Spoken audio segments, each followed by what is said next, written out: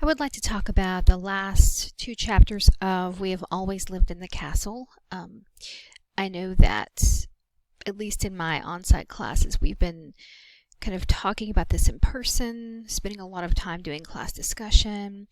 Not true for my online class, but I feel that it's probably important for us to spend a little bit of time with me kind of going over these I guess like high points of these two chapters, because at least for my on-site classes, that's what you guys have been used to. So I want to look at chapters 9 and 10, point out some parts of those chapters that I think we should pay special attention to.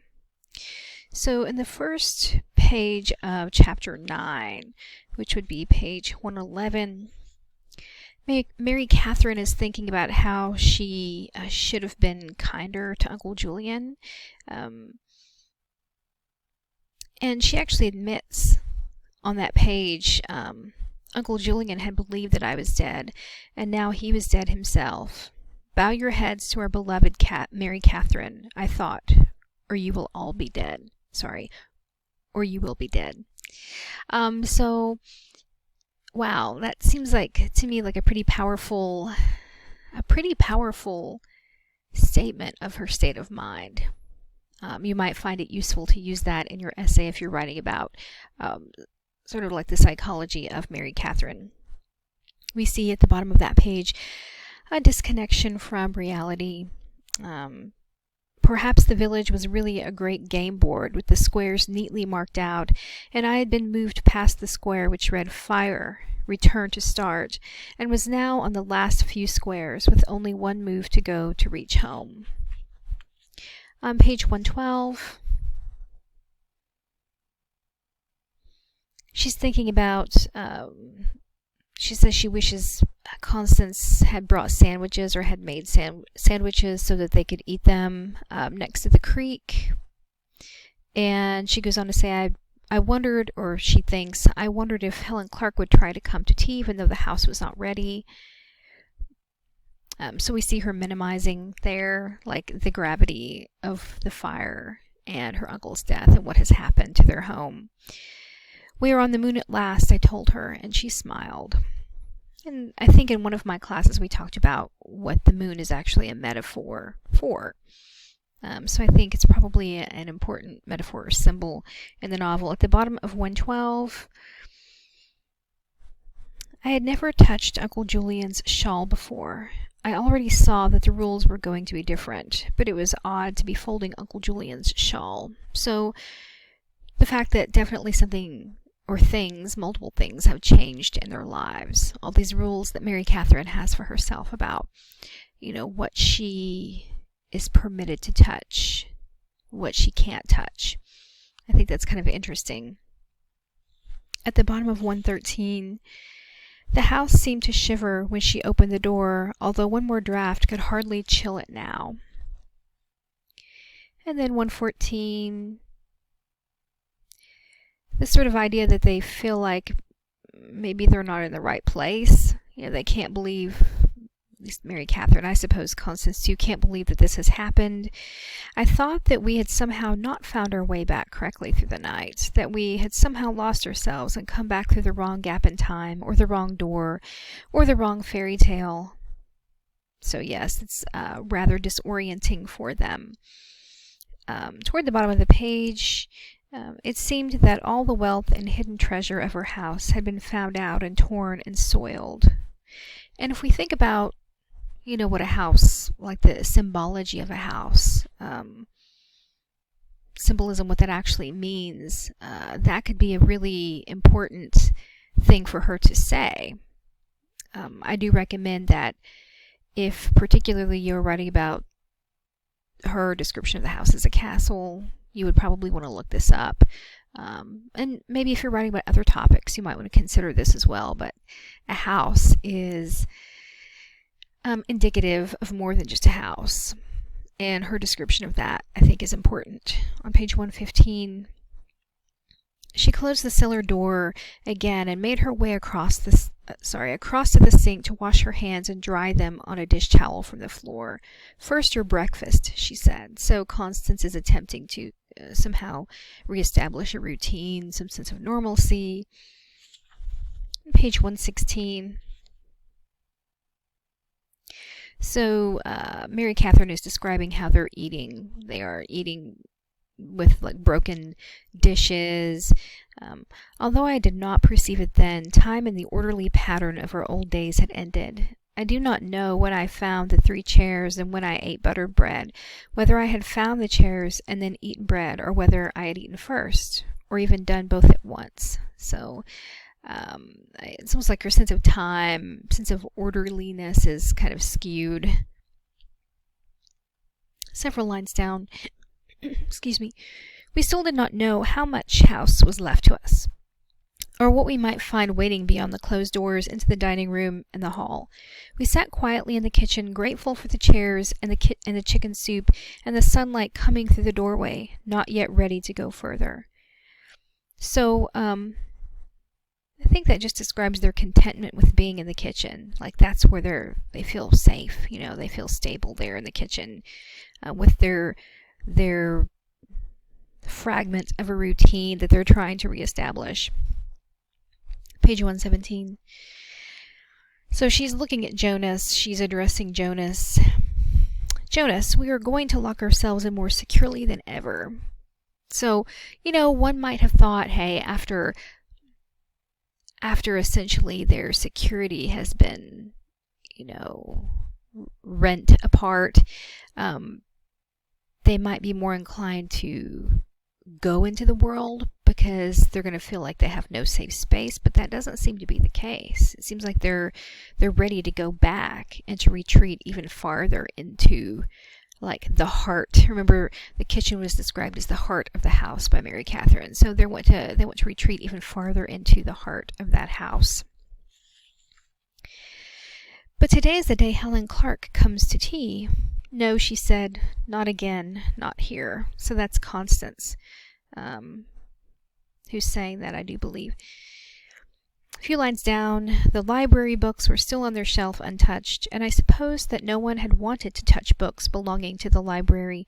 There was a fine, after all, for destroying library property." So she's thinking that maybe that was what deterred the people who looted their home from touching those books, because maybe there would be some kind of consequences for doing that if they touched the library books. Constance, who was always dancing, seemed now unwilling to move. She sat on at the kitchen table with her hands spread before her, not looking around at the destruction, and almost dreaming, as though she never believed that she had awakened this morning at all.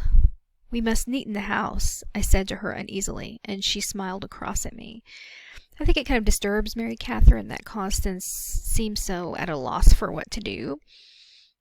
And so Mary Catherine's attempting to, give her something to focus on, to make her feel like everything's okay.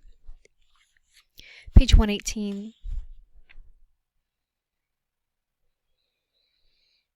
The front porch was littered, and I remembered the neat pile of partly broken furniture which Harler the junk dealer had set together last night.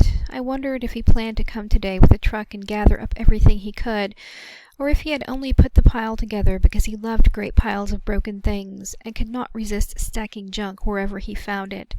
I waited in the doorway to be sure that no one was watching, and then I ran down the steps across the grass and found our mother's Dresden figurine unbroken where it had hidden against the roots of a bush. I thought to take it to Constance. So it seems like that figurine, the fact that it survived that looting and just sort of violence, after the fire, that seems pretty interesting, that the Dresden figurine would have survived, and that's probably a symbol. That's probably a contextual symbol in this novel. She was still sitting quietly at the kitchen table, and when I put the Dresden figurine down before her, she looked for a minute, and then took it in her hands and held it against her cheek. "It was all my fault," she said. "Somehow it was all my fault." So again, we don't know exactly what she's talking about. It could be a reference to comments that she made earlier regarding things being her fault. They tell each other that they love each other on this page. And then a few lines down, Constance decides that she's going to clean the kitchen. And then she also tells her she tells Mary Catherine to put the figurine back where it belongs. So we can almost see Constance kind of emerging from this bewildered state. She wants to try to put the house right in some manner. At the top of 119, bottom of 118, top of 119, I disliked seeing the drawing room even more than the kitchen or the dining room because we had always kept it so tidy, and her mother had loved this room. So it's kind of disturbing to Mary Catherine that everything, those other rooms are so destroyed, especially since her mother had loved that room. Several lines down on page 119, after I had closed the shutters on both tall drawing room windows, I went along the porch and informally through the front door and into the drawing room where Constance stood in dimness now without the sunlight. So just the idea that they are closing up the house. If there were any open windows, they're shuttering them. Several lines down, we had to walk carefully because of the broken things on the floor. Our father's safe lay just inside the drawing room door, and I laughed, and even Constance smiled because it had not been opened, and it had clearly not been possible to carry it any farther than this. Foolishness, Constance said, and touched the safe with her toe. So again, we see Constance thinking, all this, fuss about money. All this emphasis that Charles kept putting on removing the safe from the house, and Constance just thinks it's silly, right? Because for one thing, people ended up dying. Uncle Julian ended up dying in the fire. Page 120. Almost halfway down the page. Until now, the roof had always hidden us from the sky, but I did not think that there was any way we could be vulnerable from above, and closed my mind against the thought of silent winged creatures coming out of the trees above to perch on the broken burnt rafters of our house, peering down. Certainly, harm had not come to them from above. Harm had come to them from a very mundane source, right? The people in their town. So even though Mary Catherine is inclined to flights of imagination, she's not inclined to think that something could swoop down from the sky and take them away or attack them. She knows where the attack came from. And then that line, several lines down, that sentence, our house was a castle turreted and open to the sky. Because the harm is not from above, right? It's from, ground level. It's from the people in the town. The very bottom, or close to the bottom of 120, when we had been along and across and diagonally through the kitchen, we had gathered together a little pile of practical things on the kitchen table, and there was quite enough for the two of us. So just the idea that they have what they need. They have what they need. They don't need extra material goods. They seem fine with what is remaining to them. Page 121, toward the bottom, I thought of the Dresden Figurine standing small and courageous under our mother's portrait in the dark drawing room, and I remembered that we would never dust it again. Before Constance swept away the torn cloth that had been the drawing room drapes, I asked her to cut me off a piece of the cord which had once drawn them open and shut, and she cut me a piece with a gold tassel on the end. I wondered if it might be the right thing to bury for Uncle Julian. So again, that's like the ultimate burial of something for what purpose? For good luck? For well wishes? We know that Mary Catherine buried all kinds of things on the property, but she's thinking of burying this tassel. Or burying it for Uncle Julian. I'm not assuming that she's going to bury it with him. I doubt that they would even go to the funeral. But something to bury for him, and perhaps in remembrance of him.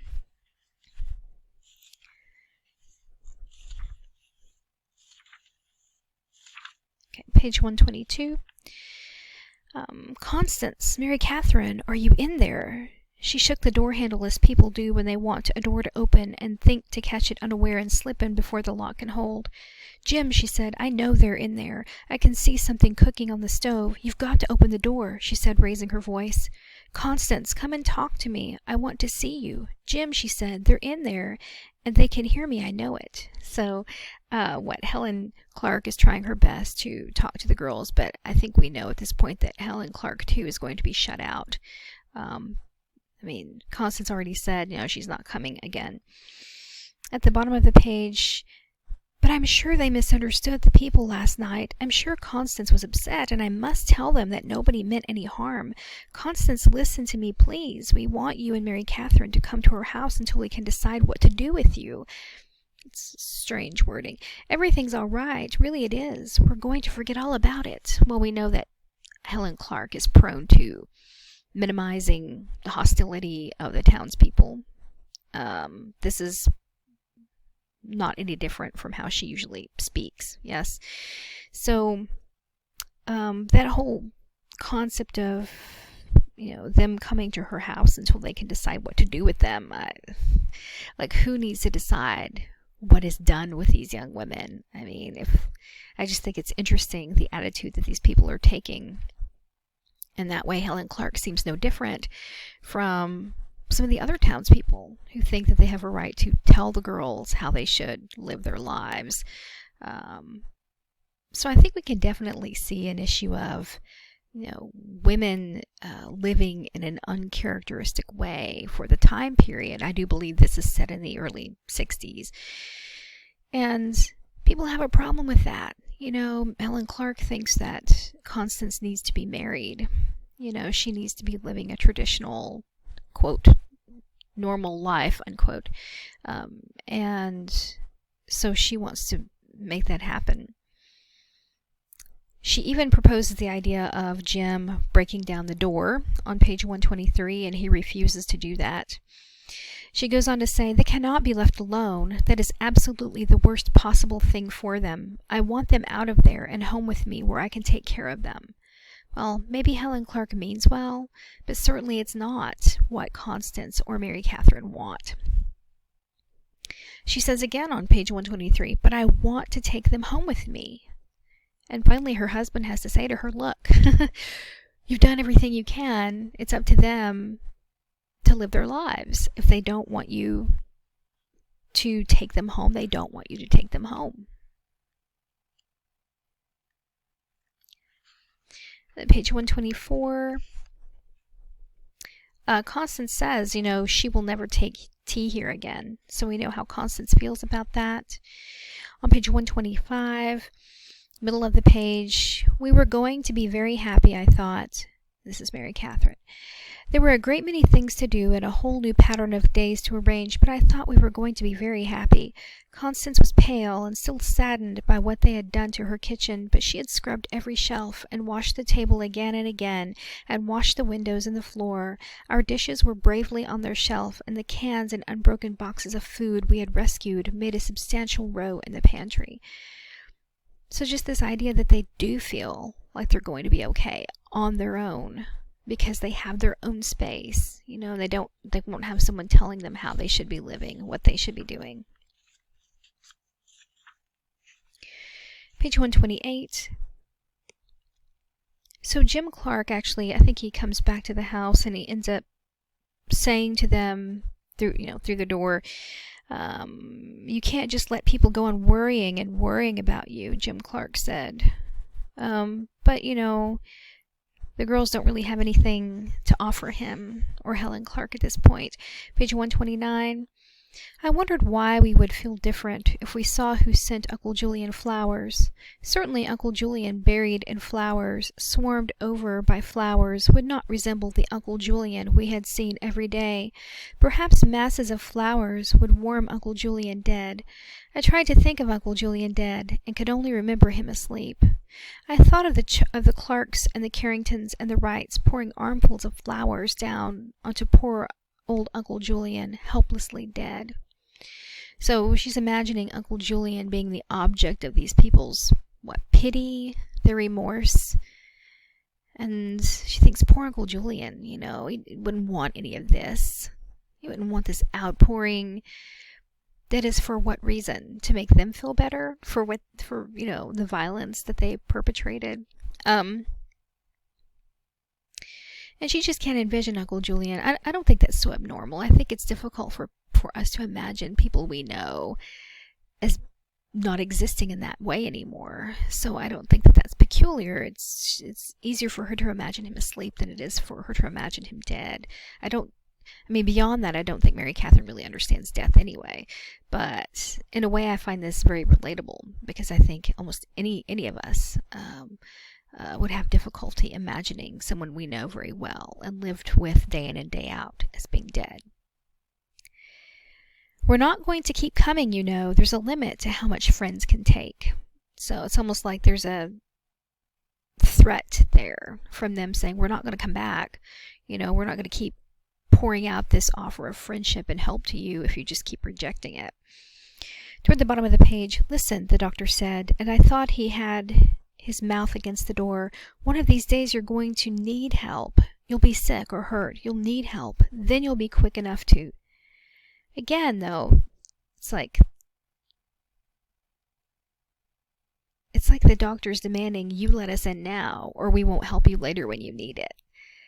I find that not very sincere, like not a very sincere offer of friendship. It seems like every time some sort of measure of goodwill or is offered, or somebody says, oh, people are trying to be helpful, they sort of like show that really isn't as true as maybe some people believe it is, like Helen Clark, for example. Page 130. Mary Catherine and Constance are speaking. They're speaking, of course, about the night that Mary Catherine poisoned the family. Mary Catherine is remembering. We don't know to what degree she really remembers or knows or acknowledges what she did. This is kind of interesting on page 130. I want to say I'm sorry. I was wicked last night. So she's talking about the fire. I was still and cold, looking at her and remembering. Now, the person who said she was wicked last night, that was Constance. And then Mary Catherine is just listening to her, and she's remembering. I was very wicked, she said. I never should have reminded you of why they all died. Then don't remind me now. I could not move my hand to reach over and take hers. I wanted you to forget about it. I never wanted to speak about it ever, and I'm sorry I did.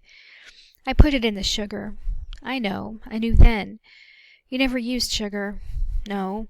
So I put it in the sugar. Constance sighed. Mary Cat, she said, we'll never talk about it again. Never. I was chilled, but she smiled at me kindly, and it was all right. I love you, Constance, I said, and I love you, my Mary Cat. So if you guys are writing about the relationship between Constance and Mary Catherine, I think this passage really kind of captures the nature of their relationship. And some of you as readers might have suspected, Mary Catherine had done this all along, and it's true. I mean, I when I first read this novel, I was suspecting that as well. But really what becomes more interesting is the psychological dynamic of the relationship between these two sisters. And that concludes my discussion of chapter 9.